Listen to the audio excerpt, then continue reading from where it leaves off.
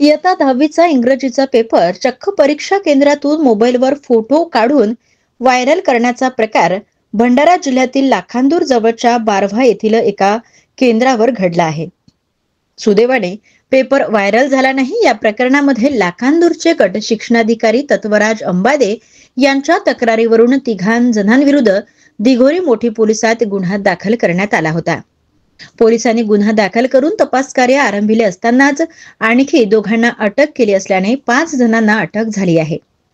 विशाल फुले वय वर्ष 41, दीपक मेश्राम वय वर्ष 35, राहणार माणेगाव, मयूर टेंबरे वय वर्ष 35, राहणार विजयनगर गोंदिया, राकेश बिसेन वय वर्ष 35, राहणार गोंदिया, सुरेंद्र कुमार पटले वय वर्ष 45, राहणार कुडवा गोंदिया अशी अटक केलेल्या आरोपींची नावे आहेत. 1 मार्च रोजी 10वीचा इंग्रजी विषयाचा पेपर होता. सकाळी 11 वाजता हा पेपर सुरू झाला.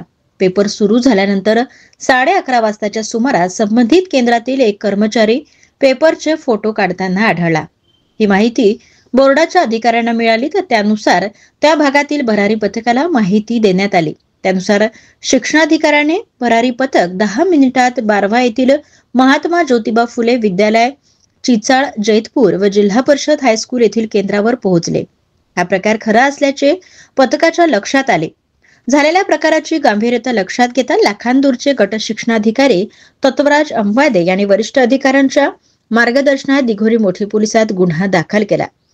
दिघोरी मोठी पोलिसांनी गुन्हा दाखल करून तपास कार्य आरंभिले तर 5 जणांना अटक करण्यात आली आहे.